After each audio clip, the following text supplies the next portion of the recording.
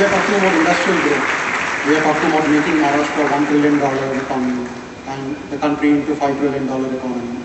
Along the way, do you think we are also forgetting the duty to our environment, towards sustainable living? You recently had this massive program last year, the Rally for Rivers. And given the state of our rivers and some of the condition of the rivers is really pathetic, what do you think needs to be done? I mean, is there a policy that needs to happen along with development where you really focus on these issues that are equally important? In the last hour, the vision, the scale, and above all the speed that the Chief Minister is talking about is delightful, to say the least. In many ways, having known this country, at what speed we've been moving, India on the move, 40 kilometers per hour, you know the old slogan. The speed we're talking about is, by Indian standards, almost fantastic. Really, it is. So, all this is great. Everybody knows that for development to happen, telecommunications, transportation and housing are vital. But this is one thing large parts of the world have not considered. You will see in any major city on this planet, at the peak hours, if you travel, those who live there work here, those who live here work there. I just don't understand why.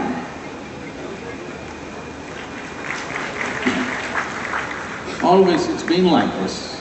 Now especially a significant segment of work area moving into digital space is very, very important that future cities consider that those who live in a place must also work there. The amount of load on infrastructure has to be brought down because with 1.3 billion people on our hands, doesn't matter what kind of infrastructure you build, it'll be crowded and unusable before you build it. It's almost like that. There's a huge population. The only way the roads are empty is that our economy is not doing well. If it's doing well, roads are finished in no time.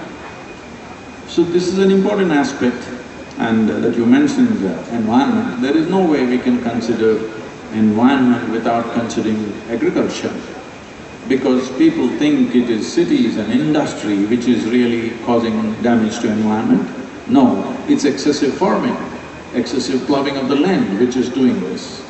So doing agriculture in an eco-friendly way is very important. One significant step, which I think is a pioneering step that Maharashtra government has taken is, Maharashtra government has made it mandatory that sugarcane cultivation can only happen under micro-irrigation. This is a phenomenal step. I don't know if everybody is conscious about this.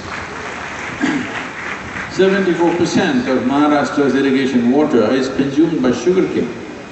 If it becomes micro-irrigation, it's a phenomenal change, and this needs to happen across the country, particularly all the thirsty crops must go under micro-irrigation. But the problem with micro-irrigation is most farmers do not know how to manage micro-irrigation beyond a year or two, and it gets all, destroyed. So the only way micro-irrigation can come into Indian agriculture, as far as I can see, is… See, right now, as you said, some of you pointed out that the difference between the urban rich and the rural poor is so pathetically, far away. And it's cruel. As human beings, when we look at it, it's very, very cruel. One reason why rural population can never scale up is because the land holdings are so small. There is no way they can scale up. So for this we've been working on this and we've been appealing to the government, we appealed to the Prime Minister. Fortunately, in this budget they responded that the tax on the FPO has been taken away with persistence, and wonderfully that response has come, because in this country individual agricultural income is not taxed. But if you organize yourself as a farmers' producers organization, you get 30% tax. So you're making sure they never scale up. So that stumbling block has been removed. A farmer, as all of you know, the terrible statistics of how many hundreds of thousands of farmers have committed suicide in the country and all this stuff. This is happening essentially because of the investment that goes into irrigation projects and inability to access market. This magic of turning mud into food, though the farmer may look illiterate, believe me, with MBAs and masters in this and that, you cannot do agriculture. It's not simple. I've lived on the farm, I know what it means. But we have not acknowledged such a basic talent which we have acquired over a few thousand years of experience. We have the longest history of agriculture on the planet. But today you go and ask any farmer, how many of them want their children to go into farming? Believe me, we've done some kind of a survey, it's less than 15%. That means in the next 25 years when this generation passes, our ability to grow food in this country will be a big question mark, big question mark. With such a large population, if you lose your capacity to grow food, that's going to be a serious issue. So the only way you can handle this is, you cannot aggregate land, but you can aggregate irrigation, you can aggregate marketing, you can aggregate value addition, you can aggregate cold storages. These corridors that you're building could be a phenomenal incentive for that.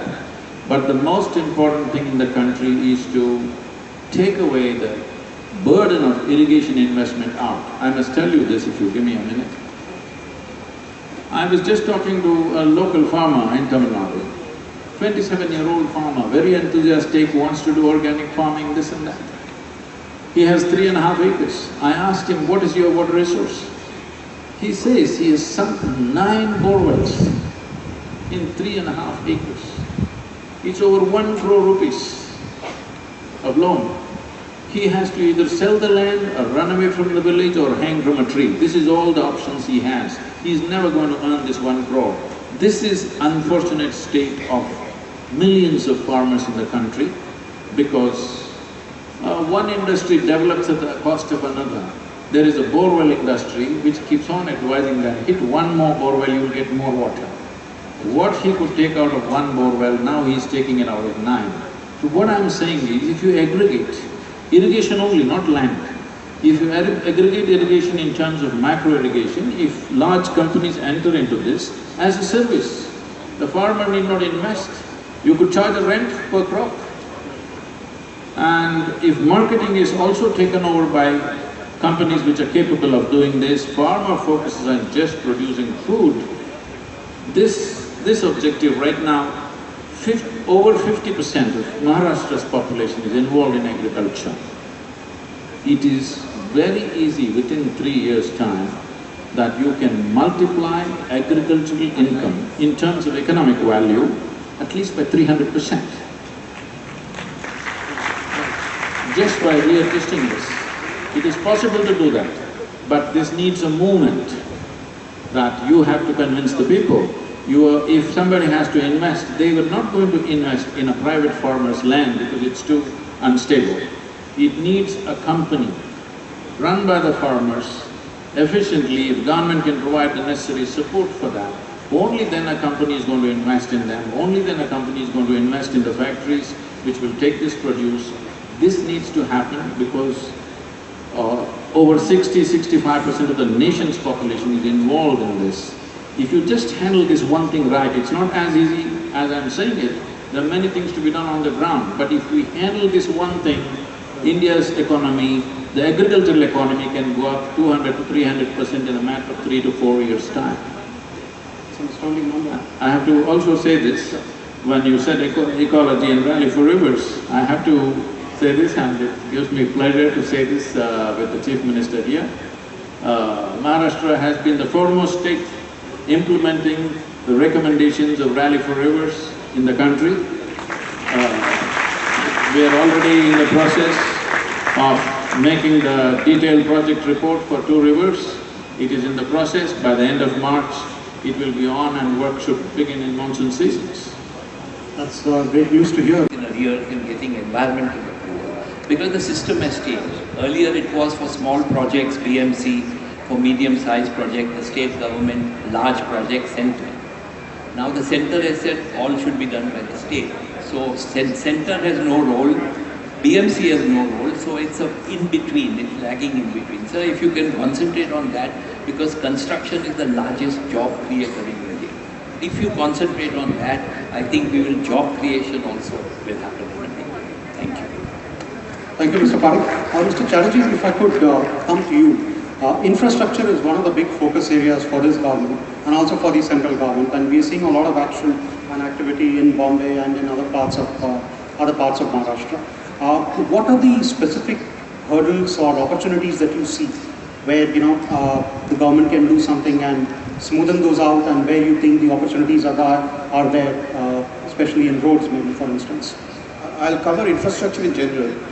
I have been studying the infrastructure sector for 3 decades now, and a participant in the water myself. I watched with keen interest the CM's presentation on the infrastructure vision for the state, and I have to join speakers before me who have said, and I must add my voice to it, it's one of the most well-articulated visions in infrastructure that I have seen. I have 3 suggestions for the CM and the government and your team to consider, sir. 3 specific suggestions. You spoke in detail about the travails and the opportunities and the vision for transport in the greater Mumbai area. If you see the new urban policy unleashed by the centre by Mr. Puri, who is now the minister, I think it is time for you to consider a unified metropolitan transport authority. I think this institutional intervention is crying out for your attention.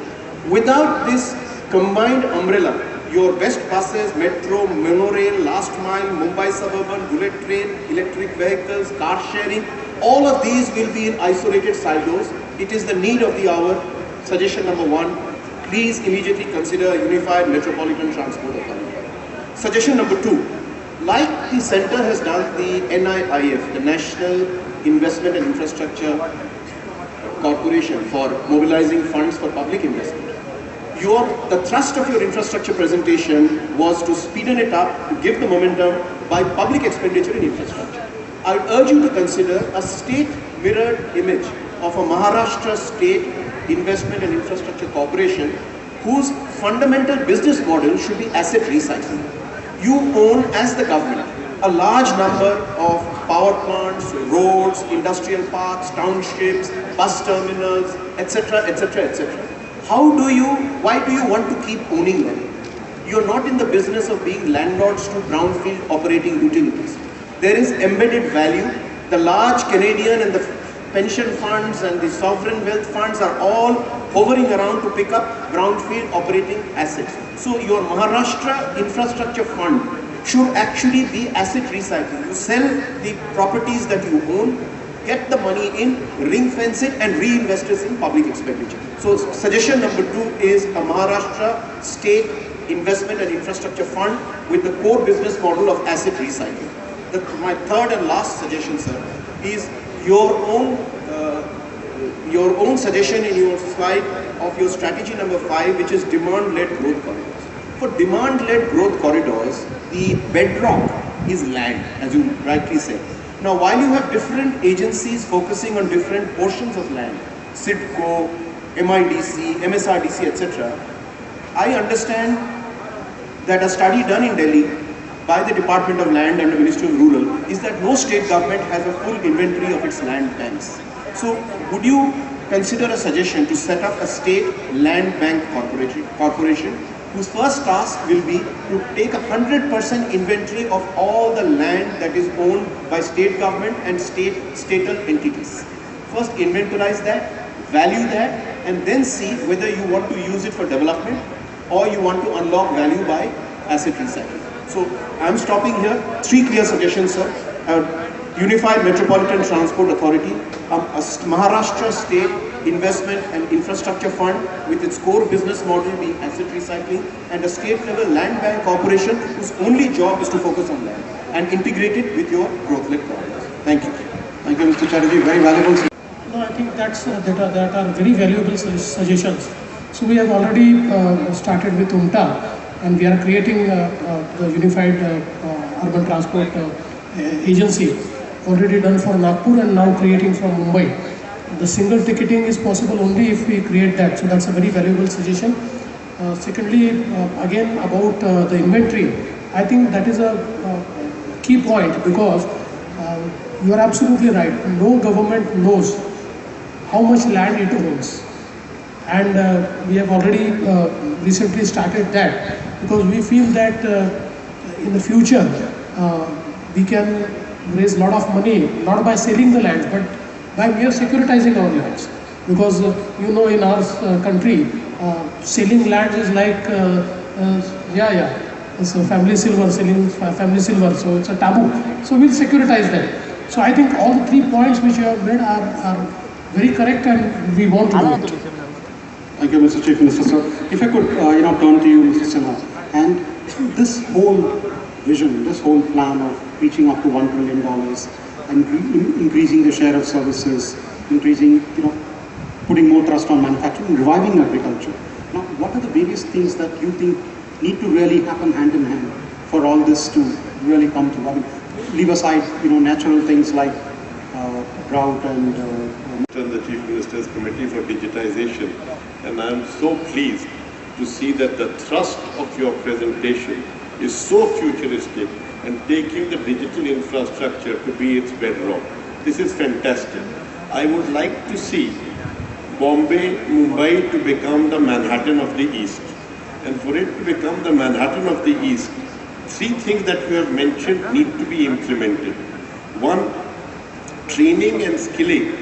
This dichotomy that Pawan was talking about and you were talking about services and manufacturing actually is going away, because manufacturing will have a lot of service in it, and we need to be able to improve that skilling that is required for both manufacturing and for a vast grade of services, so that affordable housing can be constructed faster. So I would feel that all the ITIs that we have, if they can actually focus on service skilling, it will really help us. The second thing that you said, which is marvelous, is to really start putting startups at the core of this. To create an accelerator and an incubator for startups is fantastic. It really will try and create the ecosystem in India in a second place where the startups on fintech can actually be here.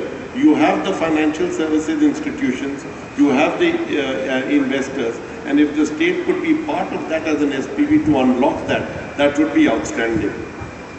And the final thing that I would say, which is really great around this, is that the people keep talking about MSME.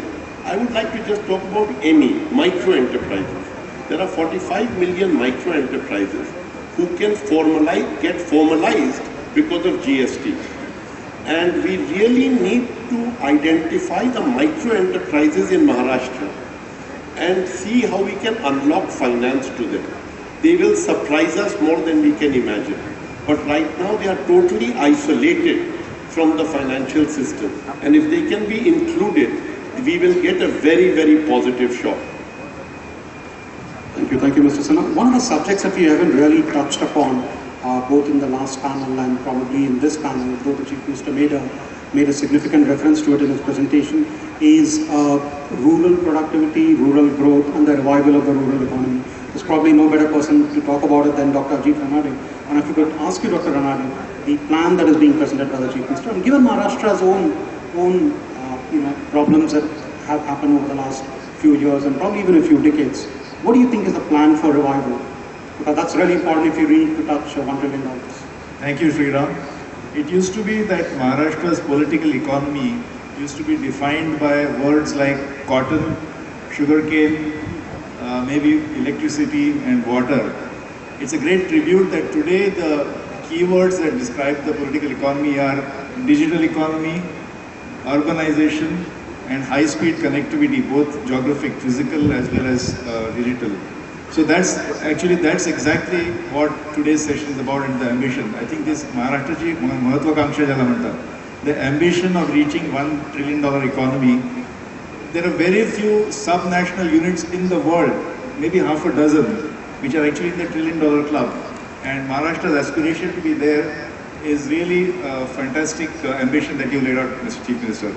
As he said in his presentation, even if Maharashtra doesn't do anything but just continues as business as usual, and business as usual today is quite a high benchmark already. Even if nothing is done, Maharashtra will become a $1 trillion economy, sub-national entity by the year 2029. So all we are trying to do, I mean it's not a small thing, but all we are trying to do is accelerate it by 4 years. And that's what makes it doable. It's not incredible, it is doable and yet it's ambitious. But I must emphasize what Sriram has said. Maharashtra is an economy of 110 million people, roughly the same size as Japan, and 1/5 the GDP of Japan.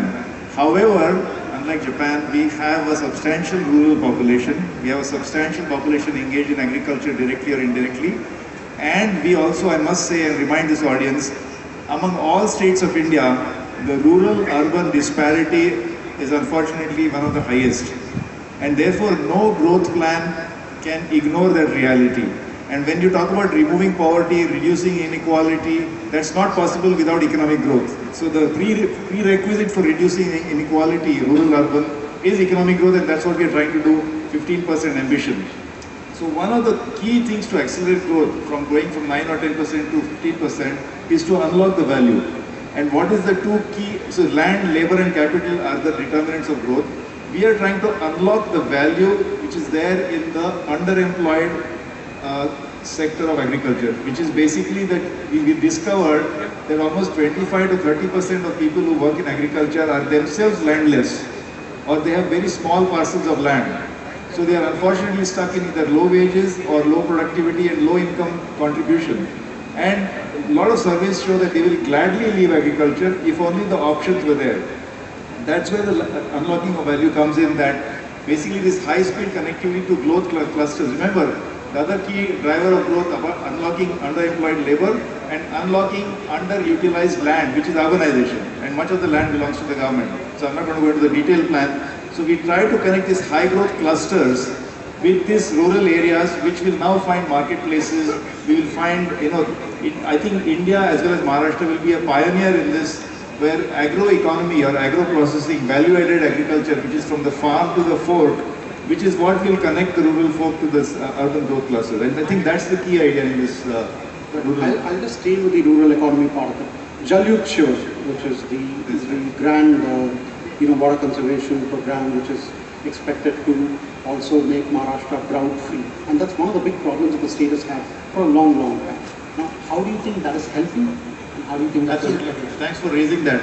Actually, you see, people don't realize that Maharashtra is largely on the Deccan Plateau. So even in the best of situations, maximum 20 to 25% of the land is irrigatable. So that's the potential. So we have to make do with water resources as if they are as precious as gold and life. So the Jal Yukt Shivar actually Yojana, I think 1,000 villages this year, but going up to 11,000 eventually. 11,000 already done. That along with simple ideas like deepening, widening and lengthening reservoirs which have become silted or gone into disuse. So basically, I think our Prime Minister also had that slogan, more crop per drop. I think that is the philosophy behind. So water harvesting, water conservation, water recycling. Marathi mein म्हणतात पाणी अडवा, पाणी Zirwa. Let not the water run into the oceans, but please stop it. So these are the kind of things which need to, these are the basic key ideas behind the rural revival that we're doing. Thank you, Dr. And because of that, I think we have to move more towards New Mumbai. And I see New Mumbai is the growth area now with the new airport and the development of mobility and roads and all. So I'm very encouraged by that. If I can add also, my pet subject is housing. And there is shortage of housing in Maharashtra. And I see a great future in affordable housing. Affordable housing in Maharashtra will be the highest